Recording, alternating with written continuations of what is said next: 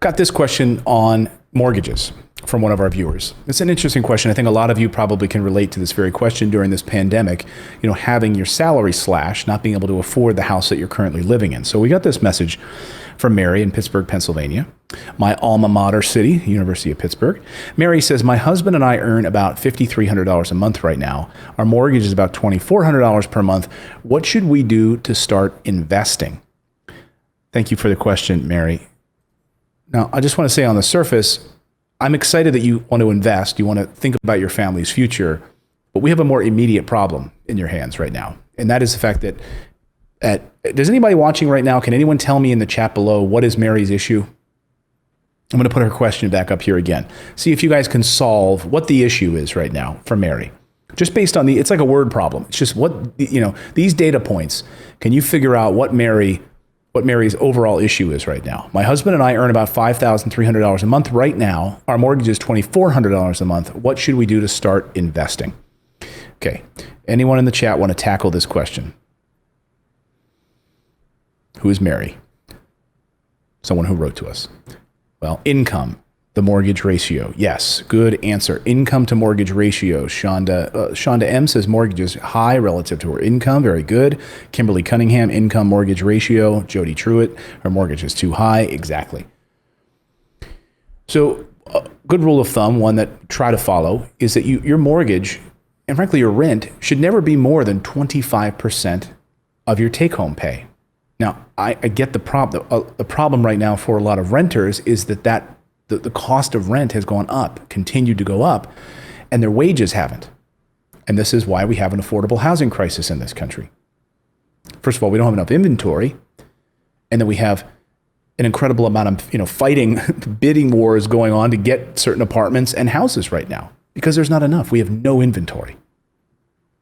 But that's not the problem for her. They have a house. They're living in this house.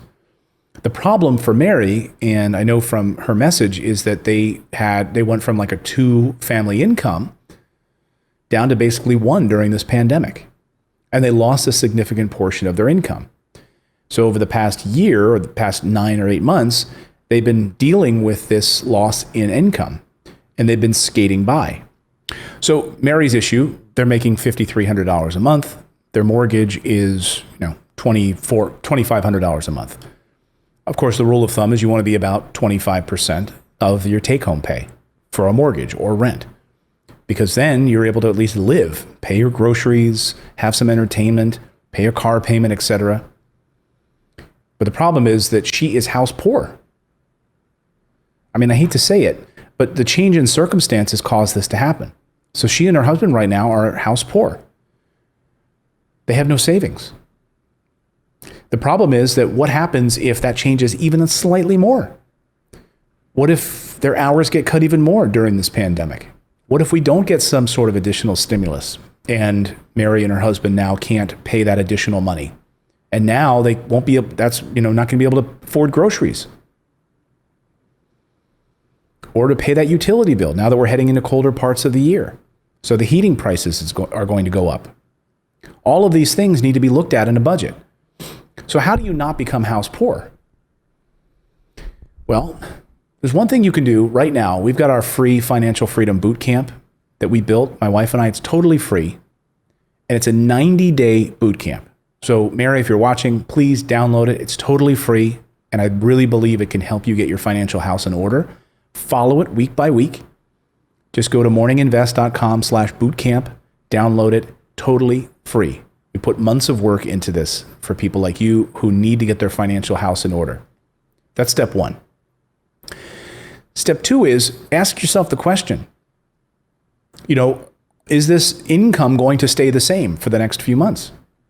Do you see a point at which, you or your husband are going to receive higher wages or the hours will be increased? Have you been told by your boss, your place of employment, hey, starting in November, starting in December, we're going to be back up to 40 hours per week. Therefore, your income will go back up, and therefore your house payment will be about 25% of your broader income. If you know those answers, great. But if you don't see any sign that that's going to change, then the reality is this: you are house poor. Right now, you're at about 50% of your take-home pay is going to a house payment. That is no way to live. That means you have no money going into investing strategies. You're not able to do the things that we teach you here on the show, which is to invest in real estate or buy precious metals or even cryptocurrency as a hedge against this inflationary growth that we're seeing, or this inflationary period that we're seeing from our federal government.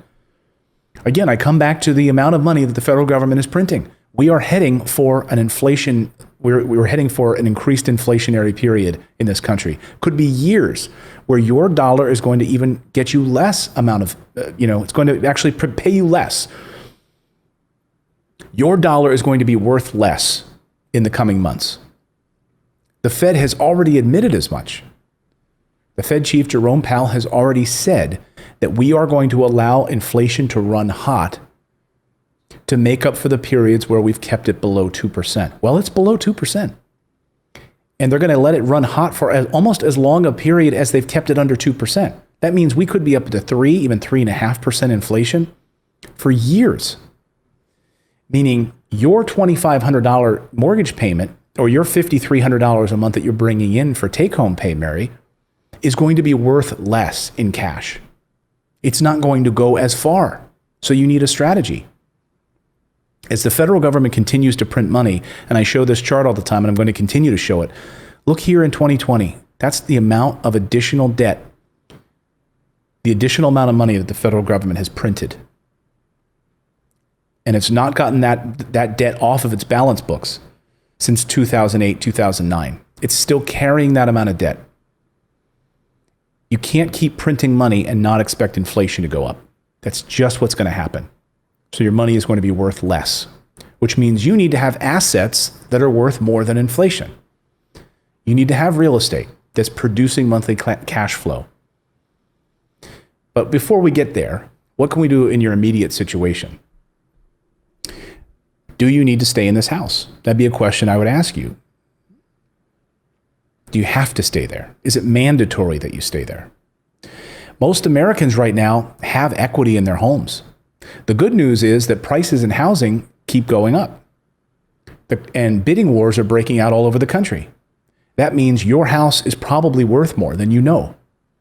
The average American right now has about $6,000 to $9,000 of equity in their home, which is good. I mean, it means you can sell the house and make a little profit, but many Americans have a lot more equity than that.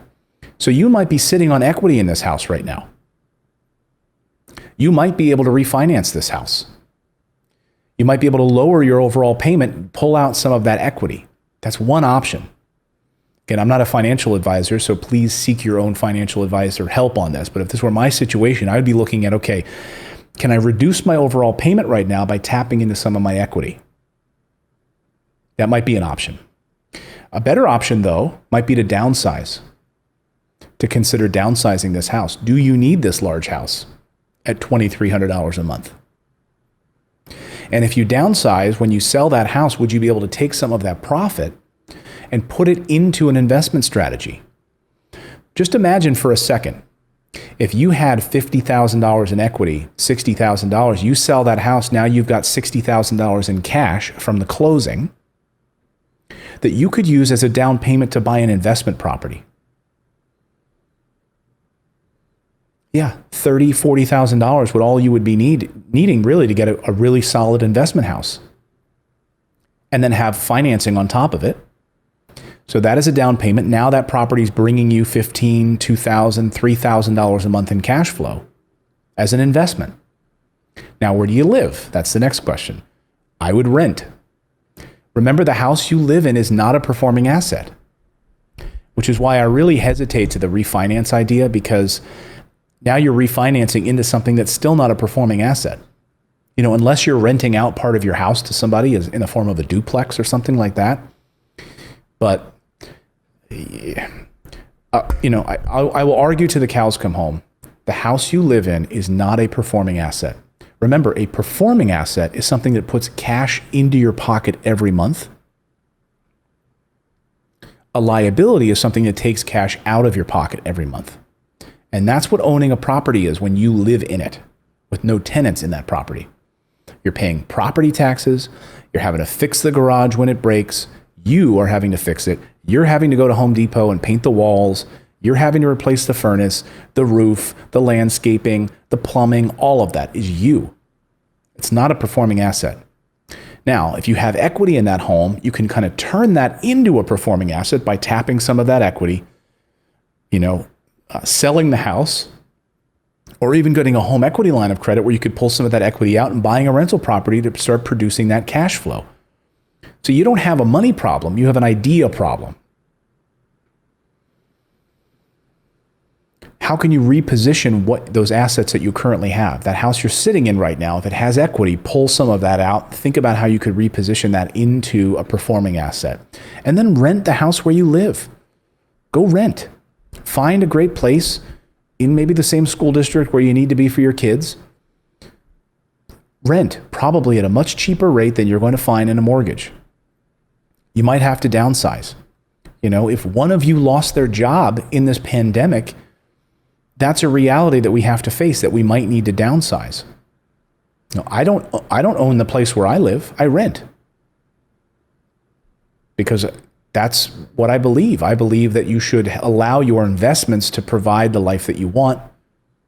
And that's what I try to teach all of you. I'm not saying owning a house is terrible, but I'm just saying if you're in this position right now, you should really consider moving, downsizing, or repositioning some of that equity into cash flow. Because now imagine if you had that cash flow goes from $5,300 a month. Now you're adding an additional $2,000 to $3,000 in cash flow from a rental property on top of that.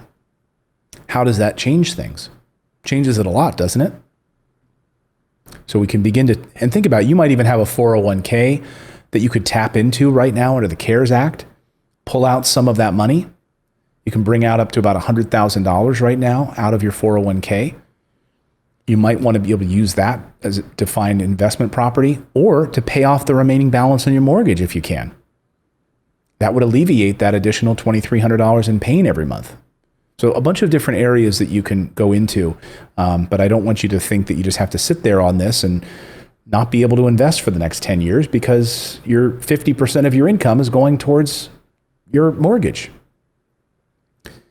That's just a sad state of affairs. So I'm sorry to hear that, but hopefully on the show we can help you get there. So if you have any questions like this, drop them in the chat below. Any comments you have, we'll feature them here on the show.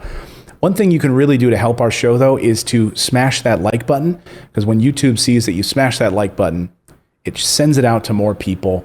And when you subscribe to the channel and you share it on Facebook or you share it with a loved one who might need to hear this, it really helps us out a lot to get this financial education out to more people. So thank you so much for your support. And don't forget to download the Bootcamp. Just go to morninginvest.com/bootcamp. It's how you can get the 90-day bootcamp. It's totally free. And you'll go through week by week by week. Get a notepad out and sit down with your spouse, your loved one, and go through it step by step by step in order to start building financial freedom. That's the goal.